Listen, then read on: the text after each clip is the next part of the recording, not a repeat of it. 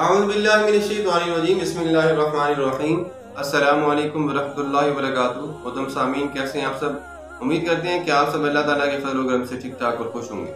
محترم سامعین، جیسا کہ ہم نے آپ کو پچھلی ویڈیو میں بتایا تھا کہ نبی کریم صلی اللہ علیہ وسلم کی بارگاہ میں سیدنا صدیق ابوبکر صدیق رضی اللہ تعالیٰ عنہ کا ادب کیسا تھا، ان کا ادب کرنے کا طریقہ کار مقام کیسا تھا، اور وہ کس قدر نبی کریم صلی اللہ علیہ وسلم کی بارگاہ میں ادب کو سامنے رکھا کرتے تھے۔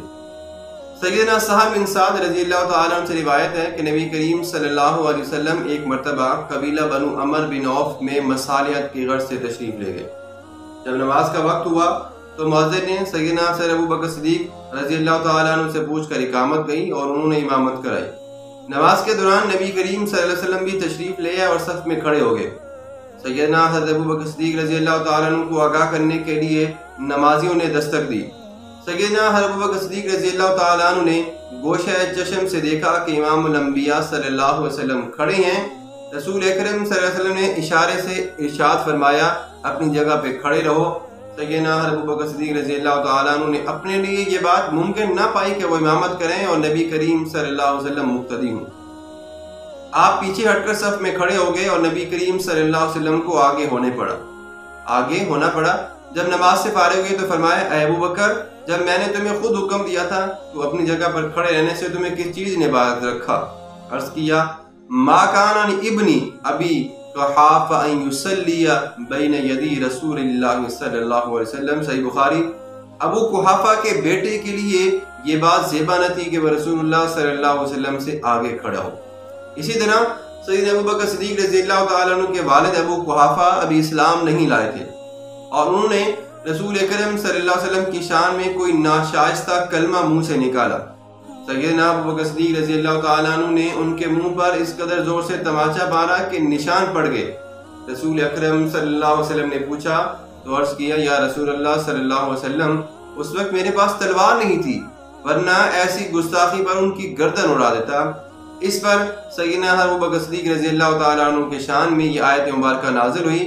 قرآن مجید میں اللہ تبارک و تعالیٰ نے ارشاد فرمایا، اعوذ باللہ من الشیطان الرجیم بسم اللہ الرحمن الرحیم، لا تجد قوما یؤمنون باللہ والیوم الآخر یوادون من حاد اللہ ورسولہ ولو کانوا آباءہم او ابناءہم او اخوانہم او عشیرتہم اولئک کتب فی قلوبہم الایمان وأیدہم بروح منہ ویدخلہم جنات تجری من تحتها الانہار خالدین فیہا رضی اللہ عنہم ورضوا عنہ اولئک حزب اللہ الا ان حزب اللہ هم المفلحون۔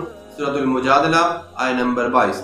ترجمہ، آپ نہ پائیں گے ان لوگوں کو جو یقین رکھتے ہیں اللہ اور روز آخرت پر کہ وہ ایسوں سے دوستی کریں جو اللہ اور اس کے رسول صلی اللہ علیہ وآلہ وسلم کے مخالف ہوں، خواہ وہ ان کے آبا ہوں یا ان کی اولاد ہو یا ان کے اپنے بھائی ہوں یا ان کی اپنی برادری کے لوگ ہوں۔ یہی لوگ ہیں کہ جن کے دلوں پر اللہ تبارک و تعالیٰ نے اپنے ایمان کو ثبت کر دیا ہے اور اپنے فیضان سے ان کی تائید کی ہے، اور ایسے ہی وہ لوگ ہیں کہ اللہ تبارک و تعالیٰ ان لوگوں کو بہشتوں میں داخل کرے گا، اور ایسے بہشت، ایسی جنت کے جن کے نیچے نہریں چل رہی ہیں، وہ ہمیشہ وہی کریں گے کہ اللہ ان سے راضی اور وہ اس سے راضی ہیں۔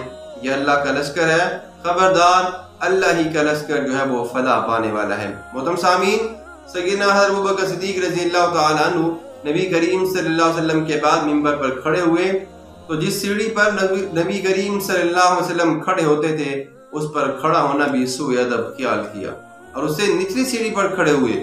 پھر جب سیدنا عمر فاروق رضی اللہ تعالیٰ عنہ کا زمانہ آیا تو انہوں نے بھی اس سیڑھی پر کھڑا ہونا بھی سوء ادب خیال کیا جس پر سیدنا ابوبکر صدیق رضی اللہ تعالیٰ عنہ کھڑے ہوتے تھے، وہ اس سے بھی نچلی سیڑھی پر کھڑے ہوتے تھے۔ اسی طرح محترم سامعین، اس کے بعد ہم بات کریں گے کہ سیدنا عمر فاروق رضی اللہ تعالیٰ عنہ کا ادب کیسا تھا نبی کریم صلی اللہ علیہ وسلم کی بارگاہ میں۔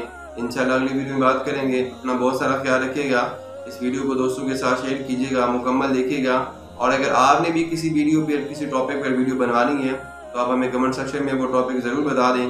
انشاءاللہ ہم جلد کوشش کریں گے کہ آپ کو اس ٹاپک پر کوئی نہ کوئی مواد اور ویڈیو بنا کے آپ کی خدمت میں پیش کریں۔ اللہ تبارک و تعالیٰ سب کا حامی و ناصر ہو، آمین۔ وما علینا الا البلاغ المبین۔ اللہ تبارک و تعالیٰ عمل کرنے کی بھی توفیق عطا فرمائے۔